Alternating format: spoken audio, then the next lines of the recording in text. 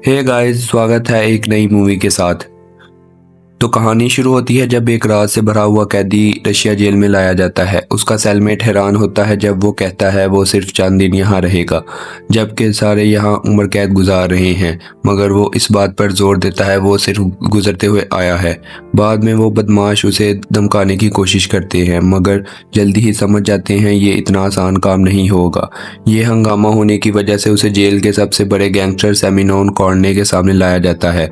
वो जवान अपना नाम कार्वेन बताता है और कहता है कि वो बहुत बड़ा शिकारी है। सियोन कहता है शिकारी एक कहानी है, मगर कार्विन साबित करता है ये झूठ है। वो अकेला सब गुंडों को हरा देता है सिर्फ एक दान से जो उसने भरे हुए शेर के मुंह से निकाला था। फिर वो सियोन खुद को भी गिरा देता है। जब गार्ड वहां आता है तो कार्विन उसे भी गिरा देता है और जेल की दीवार चढ़ने लगता है। हैरत की बात यह होती है कि वो बहुत फुर्सत से लोहे की सलाखें तोड़ता है और बिना चोट खाए छत पर कूद जाता है। उसका सेलमेट इससे भागने पर बहुत खुश होता है और गार्ड की एक गोली भी उसे नहीं मार पाती। कार्विन जेल की दीवार फैलाकर बर्फानी तूफान में चला जाता है जहां एक हवाई जहाज उसका इंतजार कर रहा होता है। जैसे ही वो अपना झूठा टैटू मिटाता है, गार्ड असल कैदियों की लाशें देखकर समझ जाते हैं कार्विन ने जानबूझकर उसकी जगह लेकर जेल में घुसने का प्लान बनाया था। फिर कहानी 16 साल बाद न्यूयॉर्क में चली जाती है। भाई सर्गी और दिमित्री कानवानो अभी भी अपनी माँ का मौत का गम मना रहे होते हैं जब अचानक उनका बाप निकल उन्हें स्कूल से लेने आ जाता है। निकल एक मशहूर मुजरिम होता है जो अपने बेटों से ठंडा और जालिम सलूक करता है। निकल अपने बेटों से सख्ती से बात करता है और कहता है उनकी माँ कमजोरी की वजह से खुद जान ले बैठी। फिर गाड़ी एक हैंगर पर रुकती है जहां निकल बताता है कि वो शेर का शिकार करने जा रहे हैं ताकि उनके बेटे असल मर्द बन सकें। दूसरी तरफ तंजानिया में एक छोटी लड़की क्लैप्सो कार्ड खेलना सीख रही होती है। उसकी दादी बताती है कि वो जल्द ही एक हादसा देखेगी और इसे एक खास पोषण देती है जो हर आन को शिफा बख्श होता है। इसी जगह के करीब निकल सर्गी को सिखाता है कि जानवरों को इंसान से डरना चाहिए क्योंकि इंसान सबसे बड़े शिकारी होते हैं। निकल दिमित्री की कमजोरी देखकर नाराज होता है और सबके सामने चिल्लाता है। रात को दोनों भाई अपने बाप की तरफदारी के रवैये पर बात करते हैं और ये समझ आता है कि दिमित्री असल बेटा नहीं और जबकि सर्गी उसका असल वारिस है। इस सब के दरमियान में एक मशहूर शेर का जिक्र होता है जो इस इलाके में बहुत सी मौतों का सबब बना है। ये अब निकल का असली निशाना है। अगली सुबह शिकार के दौरान एक ताजिर एलेक्स निकल के पास पार्टनरशिप की तजवीज़ लेकर आता है, मगर निकल उसकी कमजोरी देखकर मजाक उड़ाता है और कह देता है कि कमजोर आदमी उसके किसी काम का नहीं। कारवानो भाई सर्गी और दिमित्री बस ये सफ़र ख़त्म करना चाहते हैं और इसी वजह से इस ग्रुप के साथ नहीं चलते। तभी अचानक मशहूर शेर उनके सामने आ जाता है। सर्गी को लगता है उसका शेर से कोई रिश्ता बन रहा है, लेकिन वो लम्हा निकल गोली चलने से टूट जाता है जो शायद शेर को गुस्सा दिलाता है। गोली लगने के बावजूद शेर गिरता नहीं बल्कि सर्गी पर हमला कर देता है और उसको घसीटने लगता है। निकल लगातार गोली चला रहा होता है मगर शेर रुकता नहीं। इसी वक्त क्लैप्सो के वालिद जिराफ की तस्वीर ले रहे होते हैं। उन्हें महसूस होता है कोई लड़की कुछ देख रही है। क्लैप्सो अपने वालिदैन से दूर चली जाती है। वो देखती है शेर सर्गी को गिराने के बाद वहां से चला जाता है। सर्गी बुरी हालत में वहां पड़ा होता है। जाते वक्त शेर का खून का कतरा सर्गी के जख्म पर टपक जाता है, जिसके बाद क्लैप्सो सर्गी को अपनी पोजीशन का घूंट पिलाती है तो वो बेहोश रहता है, मगर उसके अंदर कुछ अजीब हो रहा होता है। सर्गी के जहन में जंगली हयात की तस्वीर जब बाहर जाती है और एक औरत की आवाज़ किसी पुराने जादू का मंत्र बोलती है जो फितरत की ताकत को जगाता है। जब रेस्क्यू टीम सर्गी को लेने आती है तब क्लैप्सो अपने कार्ड उसके पास छोड़ देती है। सर्गी को हॉस्पिटल ले जाया जाता है। डॉक्टर उसे मुर्दा करार देते हैं, मगर चंद ही लम्हों बाद वो अपनी आंखें खोल लेता है। निकल अपने बेटों को इंग्लैंड वाली अपनी हवेली ले जाता है। वहाँ सर्गी को अपनी माँ की एक पुरानी चिट्ठी मिलती है। उसमें अपनी माँ ने गलतियों की माफ़ी मांगी होती है और कहा होता है अपनी बाप की तरह ना बनना। इसी दौरान निकल ऐलान करता है दिमित्री अकेला न्यूयॉर्क वापस जाएगा, जबकि सर्गी उसके साथ रहकर उसके नक्शे कदम पर चलना सीखेगा। फिर निकल उसे शिकार के ट्रॉफी के तौर पर शेर का कटा हुआ सर दिखाता है जो दीवार पर लटका हुआ होता है। ट्रॉफी देकर सर्गी गुस्से में अपने कमरे में बंद हो जाता है और रात के अंधेरे में भागने का फैसला करता है। भागते वक्त वो दूसरी मंजिल से फिसल कर गिरता है, लेकिन उसकी नई ताकत उसे उतरने में मदद देती है। जब दिमित्री वहां आता है तो वो अपने भाई से गुजारिश करता है कि वो अकेला ना छोड़ कर जाए, मगर सर्गी अफसोस के बावजूद कहता है उसे जाना होगा क्योंकि जो कुछ उसके साथ हो रहा है वो किसी अभी आम चीज से भरकर है। छुपकर एक जहाज के जरिए सफर करते हुए सर्गी मशरकी रशिया पहुंचता है। उसके होश अब भी बहुत बेहद तेज हैं और जानवरों के साथ उसका खास रिश्ता है। उसे झुंड कुचलने वाला होता है कि वो बच जाता है। सर्गी उस जगह पर पहुंचता है जहां उसकी माँ कैंप लगाया करते थे। अपनी नई ताकत को परखने लगता है। उसे मालूम होता है वो अब उछल सकता है, भाग सकता है और दरख्तों पर चढ़ सकता है। उसके अंदर जानवरों की सलाहियत आ गई थी। जंगल में एक हिरन का पीछा करने के बाद सर्गी उसे भाग जाने देता है, मगर फौरन बंदूक की आवाज़ सुनता है। दरख्त की चोटी पर शिकारियों को देखता है तो वो फौरन उधर पहुंच जाता है। वहां जाकर देखता है मुर्दा जानवर पड़े होते हैं। शिकारियों के पास हथियार होते हैं जो सर्गी को वहां से जाने का हुक्म देते हैं, मगर सर्गी एक चाकू उठाता है और कहता है बस इतना काफी है। वो चाकू से उन पर हमला करता है और उनका काम तमाम करता है और अपनी सारी गुस्सा निकालने का मौका हासिल कर लेता है, मगर वो देखता है एक और गाड़ी हथियारों से लैस वहां से गुजर रही है। वो समझ जाता है कि उसका काम अभी शुरू हुआ है। सालों गुजरने के बाद सर्गी एक शिकारी बन जाता है जो सिर्फ बुरे लोगों का शिकार करता है और अपना नाम बदल कर कार्विन रख लेता है, मगर वो अब भी अपने साथ टैरेट कार्ड रखता है। उसका अगला निशाना एंड्री है जो जानवरों के सिंग स्मगल कर रहा होता है। जब कार्विन उसका रास्ता रोकता है तो एंड्रे हंसता है और जैसे ही गाड़ियां आगे बढ़ती हैं वो नीचे घुस जाता है और पीछे से चढ़ जाता है और चंद ही सेकंड में चारों गुंडों का काम तमाम कर देता है। एंड्रयू डर कर दूसरी गाड़ी में भाग जाता है जो सिर्फ एक बचा हुआ गुंडा चला रहा होता है, मगर ये भी कार्विन को रोक नहीं सकता क्योंकि उसने पहले ही नंबर प्लेट देख ली है। लंदन पहुंचकर एंड्रयू अपने बॉस के सामने सारा वाकया बयान करता है और झूठ बोलता है कि सारा मसला हल हो चुका है और उसने कार्विन का काम तमाम कर दिया है, लेकिन तभी उसे एहसास होता है उसका बॉस मर चुका है और उसकी जगह कार्विन बैठा हुआ होता है। कार्विन एक ही तीर से एंड्रयू का काम तमाम कर देता है। दूसरी तरफ क्लैप्सो अभी भी लंदन में होती है जो वकील के तौर पर काम करती है। उसका एक साथी अभी कुछ दिन पहले हमले में मारा गया, वो भी सैमन कॉर्ने के आदमियों के हाथों। कार्विन उसके पास आता है और उसे वही कार्ड दिखाता है जो उसने बचपन में दिए थे। फिर बताता है कि उसका दोस्त का बदला ले लिया गया क्योंकि सैमन मर चुका है। साथ ही वो अपना असली काम बताता है कि वो एक खतरनाक हंटर है। ये सुनकर क्लैप्सो का दिल अजीब उलझन में फंस जाता है क्योंकि उसके तरीके और कार्विन के तरीके मुख्तलिफ हैं। फिर वो एक नए शिकारी के बारे में बात करते हैं जो लोगों को एक एक करके खत्म कर रहा है। दूसरी तरफ क्लैप्सो भी फिक्र करती है। उसे डर होता है कहीं कार्विन अपने बाप की तरह ना बन जाए, लेकिन कार्विन तसल्ली देता है उसने कब की वो जिंदगी छोड़ दी है। कार्विन उसे अपनी लिस्ट दिखाता है जिसमें जालिम लोगों के नाम होते हैं। वो कहता है कि कानून इतना असरदार नहीं जितना उसका तरीका है। फिर वो तजवीज़ कर देता है कि क्लैप्सो उसे ये लोग ढूंढने में मदद करे और वो अपनी तरह का इंसाफ करेगा। फिर एक मशीर ब्रेंट को हंटर के बारे में बताता है। बिजनेसमैन इस अफवाह पर यकीन नहीं करता। वो समझता है अगर वो इंसान है तो उसे हराया जा सकता है। ब्रेंट एक मुलाकात तय करता है जहाँ एलेक्स माफिया मैनेजर को बताता है अब वो अपने बॉस का कारोबार संभाल रहा है। तीनों इस बात का मजाक उड़ाते हैं और एक एलेक्स पर गोली चला देता है, मगर वो बगैर नुकसान उठाए उठ खड़ा होता है। जब वो अपनी शर्ट उतारने शुरू करता है तभी वो समझ जाते हैं इसको राइनो क्यों कहा जाता है। एक खास मादा इस्तेमाल करके वो अपने जिस्म को एक ताकतवर शक्ल में बदल सकता है। जब वो अपनी जानवर जैसी शक्ल तब्दील करने लगता है तो बीच में ही रुक जाता है क्योंकि मुजरिम पहले ही डर चुके हैं। एक आदमी फिर से अपनी बंदूक निकालने की कोशिश करता है मगर स्नाइपर उसे गोली मार देता है। फिर एलेक्स दूसरे आदमियों से पूछता है कि उसका साथी कौन बनेगा। उनमें से एक फौरन दूसरे को गोली मारकर फैसला आसान कर देता है। उसका पहला मिशन निकल पर हमला होता है जो दिमतरी के रेस्टोरेंट पर मशहूर सिंगर की नकल उतारकर मेहमानों को एंटरटेन कर रहा होता है, मगर निकल तुरंत चाल समझ जाता है और एक आदमी को अपनी ढाल बना लेता है। गोली से बचकर निकल भाग जाता है जबकि दिमती छुप जाता है। ब्रेंट एलेक्स को बताता है हमला नाकाम हो गया और अभी तक दूसरे माफिया से जान नहीं छुड़ा सके, मगर एक अच्छी खबर ये होती है ब्रेंट को एक फाइल मिलती है जो हंटर की शिनाख्त करवाती है जिससे उन्हें पता चलता है हंटर का असली नाम। एलेक्स फिर एक शख्स से रब्ता करता है जो दी आउटसाइडर कहलाता है और सालों से हंटर की तलाश में है। वो रशिया जेल में जाकर तहकीकात शुरू करता है। यहाँ हमें पता चलता है उसके पास भी खास किस्म की ताकतें मौजूद हैं। जब एक गार्ड आता है तो वो उसे हिप्नोटाइज कर लेता है और उसकी बंदूक छीन लेता है और उसे गोली मारकर मार देता है। इसके बाद दिमत्री की सालगिरह पर कार्वन को मजबूरन अपने बाप की मौजूदगी बर्दाश्त करते हुए देखते हैं। जश्न के बाद दिमत्री अपने भाई से कहता है उसने उस रात छोड़ जाने के लिए उसको माफ़ किया। रात को कार्वन को नींद नहीं आती तो वो नीचे जाता है और लेटता है और बेहतर महसूस करता है। सुबह जब वो पेंट हाउस वापस आता है तो देखता है दिमत्री जो अभी अभी अगवा किया गया है वो किडनैपरों को खिड़की से देखता है और बिना सोचे समझे बुलंद मंजिल से छलांग लगाता है और उनकी गाड़ी का पीछा करता है।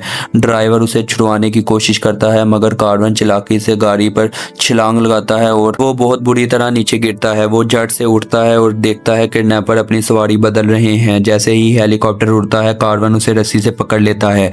एक मुजरिम गोली चला देता है मगर उसे नेज़े से मार दिया जाता है। कार्वन हेलीकॉप्टर से लटकता रहता है मगर अचानक किसी चीज से टकरा कर गिर जाता है। पूरा भीगा हुआ वो सीधा क्लैप्सो के दफ्तर में जाता है जहां उसे सेक्रेटरी और सिक्योरिटी गार्ड देखकर डर जाते हैं। वो क्लैप्सो को सब कुछ बताता है और किडनैपरों का पता लगने की मदद मांगता है। उसे सिर्फ इतना पता है कि उनमें से एक तुर्किश है जिसके चेहरे पर निशान है। क्लैप्सो ये तफसीलात अपने कॉन्टैक्ट को देती है और वादा करती है कि मुजरिम का पता लगा लेगी। निकल कार्विन को बताता है कि उसको एक बॉक्स मिला है जिसमें कटी हुई उंगली है। वो 20 मिलियन मांग रहे हैं 48 घंटों में। अपने भाई की अंगूठी पहचान कर कार्विन अपने बाप से पैसे देने का मुतालबा करता है। जानता है कि ये उसके लिए ज्यादा नहीं लेकिन निकल इनकार कर देता है। कहता है कि वो कमजोरी दिखाना नहीं चाहता। इसके अलावा उसका मानना है कि दिमित्री मर चुका है क्योंकि अगर वो खुद उन लोगों की जगह होता तो वो भी ऐसा ही करता और उसको मार देता। मगर ये बात सच नहीं होती। फिर हम देखते हैं दिमित्री जिंदा होता है और अपनी आवाज़ की बेहतरीन नकल करके तुर्क को चढ़ाता है। लंदन में क्लैप्सो को पता चलता है अगवा करने वाले का नाम उमर आमिर है और उसका छुपा हुआ अड्डा अनारा में एक मोनेस्ट्री में है। लेकिन जैसे ही वो वहाँ से निकलती है हमें पता चलता है उसका इन्फॉर्मर असल में आउटसाइडर के लिए काम कर रहा है। गवाह को फौरन हटाकर आउटसाइडर एलेक्स को बताता है कि प्लान चल रहा है जबकि क्लैप्सो कोऑर्डिनेट कार्विन को भेजती है।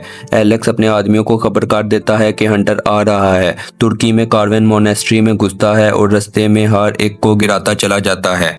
आखिर एक गार्ड चीख मार देता है जो उमर और उसके आदमियों को मुतमिन कर देते हैं मेहमान आ चुका है। लेकिन लड़ाई इतनी आसान नहीं होती। कार्विन रार को पकड़ लेता है और उसे खिड़की से बाहर फेंकने की धमकी देता है अगर उसने उसके भाई का पता ना बताया। जब तुर्क उसका नाम लेकर पुकारता है तो कार्विन को समझ आ जाता है ये एक चाल थी। जैसे ही वो पहाड़ों से स्नाइपर देखता है गोली लगने से पहले ही वो दुश्मन को साथ लेकर छलांग लगा देता है जिससे इमारत का वो हिस्सा गिर जाता है। जब गिरती हुई इमारत के मलबे में दोनों दबने वाले होते हैं तो कार्विन को बताता है कि उसका कोई कसूर नहीं। जब पुलिस मोनेस्ट्री पहुंचती है दी आउटसाइडर पहले ही अपनी तहकीकात कर रहा होता है और वो किसी को डिस्टर्ब करने नहीं देता। इसी बीच एलेक्स दिमित्री से बात कर रहा होता है। वो उसे बताता है कि उसका बाप उसे दोबारा देखने के लिए पैसे देने को तैयार नहीं था और ये बात भी साबित करता है कि कार्विन अपनी असल जिंदगी उससे छुपा रहा है। जैसे ही कार्विन मलबे से निकलता है वो क्लैप्सो को जेल के बारे में बताता है और कहता है कि वो खतरे में है। उसी वक्त वो देखती है कि 5 आदमी इमारत में दाखिल हो रहे हैं तो क्लिप्सो वहां से बच के भागने लगती है। एलेक्स दिमित्री को अपनी ताकत का राज दिखाता है और बताता है कि उसे ये मादा एक अमेरिका के बायोकेमिस्ट से मिला था। इसके फायदे बहुत हैं मगर तब्दीली का अमल इंतहाई दर्दनाक होता है। इसीलिए वो फिर इसे बीच में ही रोक देता है। फिर वो अपना मंसूबा समझाता है कि वो निकल के अंपायर पर कब्जा करना चाहता है और दिमित्री को वही शराकतदारी की तजवीज़ करता है और उसके बाप ने जो ठुकरा दी थी। वो कहता है कि उसे भी हमेशा नज़रअंदाज किया गया है। दिमित्री इस बात पर इतराफ़ करता है मगर वो अपने घर वालों से गद्दारी से इनकार कर देता है। एलेक्स दिमित्री को गोली मारने ही वाला होता है। ब्रेंट एलेक्स को खबर देता है कि कार्विन जिंदा है जिसका मतलब है कि दिमित्री अभी भी चाल के तौर पर इस्तेमाल हो सकता है। जब लिफ्ट की बेल बजती है तो एलेक्स तैयार होता है कि खतरनाक हंटर का सामना करेगा मगर मायूस हो जाता है जब लिफ्ट से आउटसाइडर निकलता है। दूसरी तरफ कार्विन का पायलट क्लैप्सो को रशिया ले जाता है। वहाँ क्लैप्सो कहती है कि उसके तमाम कॉन्टैक्ट्स अचानक गायब हो गए हैं और ये केस दिन ब दिन खतरनाक बनता जा रहा है। तभी कार्विन अचानक रुक जाता है और कहता है कि उसका कोई शिकार कर रहा है। क्लैप्सो सोचती है शायद मशीन गन वाले मुजरिम झाड़ियों से निकल आएंगे मगर इस बार शिकार असली होता है जो एक बहुत बड़ा जैगुआर होता है। आखिर जब जैगुआर थक जाता है तो वो चुपचाप वहां से चला जाता है। दूसरी तरफ आउटसाइडर एलेक्स को बताता है कि उसका उस्ताद एक मशहूर कातिल था जिसका ये शानदार करियर सिर्फ इस वजह से खत्म हुआ क्योंकि उसका नाम कार्विन की लिस्ट पर था। इसी वजह से वो दुनिया भर में कार्विन का ताकुब कर रहा है मगर इतने बेहतरीन शिकारी को काबू करना लगभग नामुमकिन है। अब पहली दफा उसके पास एक असल मौका है क्योंकि कार्विन की सिर्फ एक कमजोरी है, उसका भाई। इसके बाद आउटसाइडर को मोनेस्ट्री से एक तीर मिला था। वो एक खास किस्म की फलियों से बना हुआ था जो रशिया के इलाके में उगती हैं। इस तरह हंटर के छुपने की जगह का एहसास हो जाता है। इसी वक्त क्लैप्सो और कार्विन भी एक जादुई पोशन पर गुफ्तगू कर रहे होते हैं। कार्विन जानना चाहता है उस पोशन में ऐसा क्या था जिससे उसकी जिंदगी बदल गई मगर क्लैप्सो कहती है उसे नहीं पता, उसकी दादी मजीद बताने से पहले ही गुजर गई। क्लैप्सो कहती है वो दिमित्री को बचाने में मदद करती रहेगी मगर अब भी कार्विन के तरीके और उसकी रूहानी सोच पर शक होता है। कार्विन मजाक करता है कि कर्मा उसे पकड़ नहीं सकता क्योंकि वो उससे भी तेज है, लेकिन उसे नहीं पता दुश्मन ऑलरेडी रास्ते में है। दी आउटसाइडर एलेक्स को एक डार्क लॉन्चर दिखाता है जो विक्टिम के अंदर जाते ही जैक इंजेक्ट कर देता है, जो पहले उसको हेलुसिनेशन महसूस करवाता है, फिर बॉडी पैरालाइज कर देता है। फिर एलेक्स दिमित्री को मजबूर करता है कि वो अपने भाई का वो नंबर डायल करे जो सिर्फ उसके पास था। जब कार्विन कॉल उठाता है, एलेक्स से एक माफिया पार्टनरशिप ऑफर करता है और इरिटेट होता है जब कार्विन बिना कुछ कहे कॉल बंद कर देता है। थोड़ी देर बाद बहुत सी गाड़ियां कार्विन के हाइड आउट पर पहुंचती हैं। एलेक्स की फौज उसे ढूंढने के लिए फैल जाती है, मगर अचानक जैगवार के हमले से हैरान रह जाती है। मुजरिमों को तभी पता चलता है कि दिमित्री भाग चुका है। जब वो काफी दूर निकल चुका होता है, इस एरिया में सिर्फ जानवर नहीं बल्कि वो छुपी हुई ट्रैप भी और राज भी है जो कार्विन जानता है, जो इसका फायदा कार्विन उठाता है और दुश्मनों पर हमला करना शुरू कर देता है। जब वो जंगल के अंदर गहरा जाते हैं, अपने आदमियों की चीखें सुनकर एलेक्स उनकी कमजोरी पर गुस्सा करता है और ब्रेंट को हवाई हमला शुरू करने का हुक्म देता है। कार्विन धमाकों से बचता है जब आग जंगल में फैल जाती है, लेकिन तभी कुछ उसके जिस्म को छेद डालता है। जहर कार्विन के जेल में उतर जाता है और उसके जहन को खौफनाक मनाजर से भर देता है। ये असर आउटसाइडर के हथियार से होता है जो सिर्फ चंद कदम दूर खड़ा होता है। कार्विन उस पर हमला करने की कोशिश करता है, मगर वो दोबारा अपनी ताकत का इस्तेमाल करता है और उसे 2 बार मार देता है। जहर उसके जिस्म को बेकार करने लगता है और आउटसाइडर इसका फायदा उठाता है, उसे बेरहमी से पीटने लगता है। जब वो गोली चलाने वाला होता है, उसके साथी वहां आ जाते हैं और उन्हें कहते हैं कि शिकारी हरा दिया गया है, मगर उन्हें दिमित्री को भी ढूंढने का हुक्म देता है।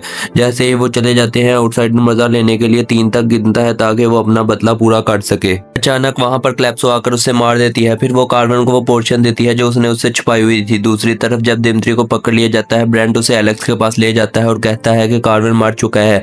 वापस जाने के दौरान उनका कॉनवे एक भैंसों के झुंड से गिर जाता है। ये देखकर दिमित्री समझ जाता है कि उसका भाई जिंदा है। वो मुस्कुराता है और अपनी बेल्ट टाइट कर लेता है। जब गाड़ियां पलटने लगती हैं, उसी दौरान कार्विन सामने आ जाता है, बिल्कुल इसी वक्त जब एलेक्स अपनी पूरी ताकत के साथ राइनो की शक्ल इख्तियार कर लेता है। दोनों आपस में मुकाबलाबाजी करते हैं और ये कार्विन राइनो को धकेल कर दूर फेंकता है, जिससे एलेक्स को गुस्सा आता है। एलेक्स अपनी शक्तिशाली शक्ल का इस्तेमाल करते हुए गाड़ी को अपने एक सींग से हवा में उछाल देता है। दोनों का मुकाबला जारी रहता है, मगर कार्विन महसूस करता है उसके चाकू या तलवार से एलेक्स की मोटी चमड़ी पर कोई असर नहीं हो रहा। वो अपनी पूरी ताकत का इस्तेमाल करता है, लेकिन एलेक्स का अजीम जिस्म एक सख्त चुनौती साबित होता है। इसी वजह से कार्विन एक नया तरीका इस्तेमाल करता है। वो जख्म तलवार से नहीं अल्फाज से देता है। वो एलेक्स से कहता है उसका बाप सही था, वो हमेशा से नाकाम इंसान था और हमेशा रहेगा। ये बात सुनकर एलेक्स को और ज्यादा गुस्सा आ जाता है। उसी वक्त कार्विन एलेक्स के कमजोर नुक्ते पर वार करता है, जहां वो अपनी तलवार इंजेक्ट कर देता है। ये उसे इतना कमजोर कर देता है कि कार्विन दोबारा फायदा उठा सके। वो एक रस्सी उसके गिर्द बांधता है और दूसरा सिरा एक भैंसे से जोड़ देता है। अचानक खिंचाव लगने से राइनो घसीटकर जंगल के जानवरों के पैरों तले कुचला जाता है और बेहोश जमीन पर गिर जाता है। कार्विन उससे पूछता है कि उसकी असलियत किसने खोल ली, तो वो एलेक्स सिर्फ इतना कहता है कि एक शिकारी को चाहिए कि वो अपने सामने की हकीकत को देखे। जब दिमित्री एक बंदूक उठाता है, कार्विन उसे रोक लेता है। आखिर में राइनो जमीन पर बेहाल पड़ा रह जाता है, जबकि कार्विन और दिमित्री वहां से चले जाते हैं। इसके बाद कार्विन अपने बाप के पास जाता है और उससे पूरी सच्चाई जानने का मुतालबा करता है। निकल पहले इससे जानता था कि उसका बेटा ही हंटर है और उस पर फख्र भी करता है। उसके लिए कार्विन एक बेमिसाल शिकारी था, बिल्कुल वैसे जैसे वो चाहता था। जब राइनो ने उसके धंधे को खतरा पैदा किया, निकल ने खुद ही हंटर की पहचान का राज दुश्मन को दे दिया, क्योंकि उसे यकीन था कि उसका बेटा अपने दुश्मन को हरा देगा। कार्विन अपने बाप को कहता है कि उसने दिमित्री की जान को खतरे में डाला, मगर निकल जवाब देता है उसे यकीन था कि कार्विन अपने भाई को बचा लेगा। वो चाहता है कि ये सब कुछ खत्म हो जाए और उसकी फैमिली एक हो जाए और कार्विन अपने हकीकी विरासत को समझे। मगर कार्विन बिना जवाब दिए पीठ फेर लेता है और चुपके से उसकी बंदूक की गोलियां गिरा देता है। जब एक भालू निकल की तरफ बढ़ता है तो उसके पास हिफाजत का कोई जरिया नहीं होता। 1 साल बाद कार्विन फिर से दिमित्री के रेस्टोरेंट में उसका जन्मदिन मनाने जाता है। दिमित्री कहता है कि अब वो पूरी तरह से संभल गया है, अब वो अपना ख्याल रख सकता है। दिमित्री कहता है कि अब वो पूरी तरह से ठीक है। उसका सामना एक अमेरिकन बायोकेमिस्ट से हुआ था और उसकी जिंदगी बदल चुकी है। कार्विन अपने बाप के पुराने क्लाइंट्स को रेस्टोरेंट में देखकर समझ जाता है दिमित्री ने फैमिली के काम को आगे बढ़ाने का फैसला कर लिया है। इस बात पर वो गुस्सा होकर कार्विन उसे मुनाफिक कहता है, मगर दिमित्री जवाब देता है वो भी अपने बाप जैसा ही है, सिर्फ अपने शिकार और ट्रॉफीज की फिक्र करता है। कार्विन उसका पीछा करता है, मगर सड़क पार पहुंच कर देखकर हैरान रह जाता है जब दिमित्री की शक्ल अचानक बदलने लग जाती है। दिमित्री अब शक्लें बदल सकता था। उसने अपनी शक्ल बदलकर कार्बन जैसी बना ली थी। अब उसको कोई नहीं रोक सकता और उसकी बड़ी रुकावटें खत्म हो चुकी थी। अब वो सच में सबसे ताकतवर बन चुका था। दिल से सकता कार्बन अपने घर वापस आता है, जहां उसे अपने बाप का दिया हुआ एक तोहफा मिलता है, जानवरों की खाल से बना हुआ कोट और एक चिट्ठी, जिसमें निकल उसे शिकार जारी रखने की दावत देता है। और यहीं पर उसकी कहानी का एंड हो जाता है।